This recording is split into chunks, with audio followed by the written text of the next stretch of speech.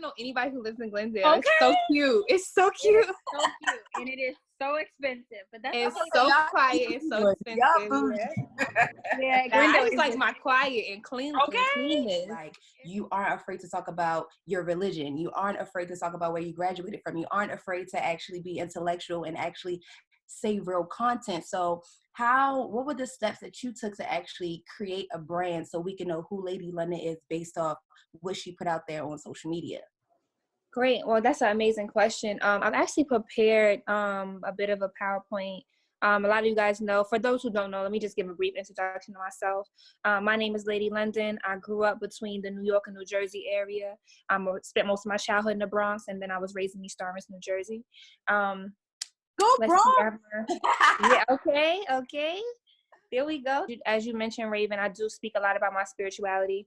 And so for me, the main thing that I do every day is try to affirm myself. I have whiteboards around my house that have different affirmations. But one of my favorites is one of my favorite authors ever, Sister Soldier. And I say all this to say that the very first step in building your brand is understanding that beyond your music or beyond whatever it is that you're selling, is that the consumer must like who you are as a person. It doesn't matter what your music sounds like. It does, but it really doesn't matter what your music sounds like. After a while, when people like you, they buy into who you are. So it's important that you are nice to people. It's important that you treat everyone as if they have the key to your destiny, whether that's the janitor or the CEO.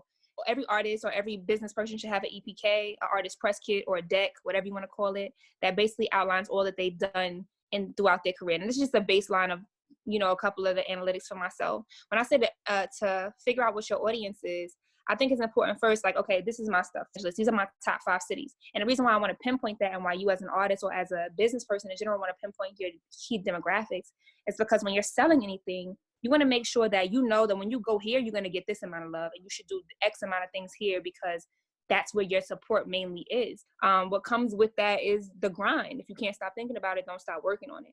So a couple key things for me is to always find your purpose. And by that, I mean, figure out why you're doing what you're doing, what drives you. I do Lady Lundays, and this is just some things that artists do to give their followers and supporters something to look forward to, weekly, monthly, whatever the case may be. And it's establishing a level of consistency within. Everybody wants consistency in everything that they do, in their relationships, whether that's intimate or personal or friendships. And do you put it back into your Lady London brand? What do you do once you start monetizing and start making profits from your brand? Absolutely.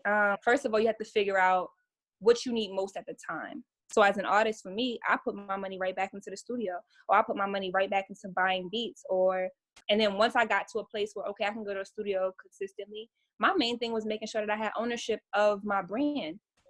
So yeah, like if you don't have your name trademarked, if you don't have an LLC under your name, you don't have credit cards that say your name on it, then anybody can pick up and say, I'm you. So what are your thoughts on signing with the label? So I think everybody needs to take into consideration what they need. Are they great artists? Can they make hit records? Can they do it by themselves? Do they not need a budget because they're just such great artists that they're going to get recognition regardless? Or do you need that machine behind you? Do you need somebody that's going to push you all the way to the fullest? So I'm gonna get a little raw a little bit. So yeah, by you being an artist, you're a cute artist, you're really attractive. So, when you make your content, you're easy to look at. But say for the artist who isn't as easy to look at, what are some good ways that they can make branding content to get your attention? Because instantly when you make a video, you have some bomb ass rappers who are really good, but people keep scrolling. How do you actually create content where you can get that clickbait? Yeah, I think creativity is key. If you know you're not attractive, which several guys are not attractive. But they just have this aesthetic about them. You ever been attracted to a guy because of like his stature? Like you ever look at a nigga and be like, I don't think you cute, but you're a boss. You're a boss. Like like that's kind of like how it is. You have to give that bravado, which is why I self-proclaimed the Aristotle of bravado, because aside from my looks, most people be like, I can't believe you rap like that. This is like you're beautiful, but I can't believe that just came out your mouth. Like, so that's really it. I think you need to stand out, because I don't want to be known for my looks. I could care less. These will fade. Yeah. Something could happen to you any day, God forbid. These will fade. I say that. We can get into a fire today, tomorrow. Guess what? Them looks are faded. What else you gonna add after that? Girl, you know me. I'm over here doing the same. Okay, because I'm not. Like, where they at though? Where the racks though? That's a fact though. Like, bars, queen of bars. What is your insight? I fuck with it. I like the enthusiasm behind it. Really, I think it's dope. I think it's really upbeat.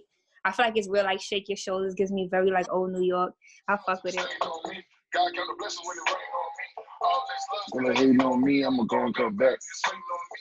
Where you from? Baltimore.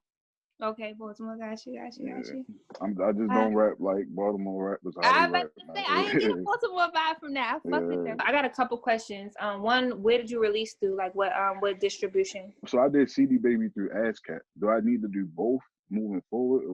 Nah, you good. You registered through ASCAP. That's perfectly fine. CD Baby, I'm not very familiar with their distribution tactics. I do know what a good one is like. By next year, I guess you could see if you want to change it up or whatever. But DistroKid and TuneCore are very good as well. And I want to thank y'all so much for having me. Thank you, Raven, so much for having me. Chef GGM, Queen Scholar, Karen T, Amani, Nelly, all of y'all. Thank y'all so much for having me. I really, really appreciate it. My music is coming soon, merchandise coming soon, new book coming soon. In the meantime, my book Truth is available on Kindle on Amazon. The link is in my Twitter bio.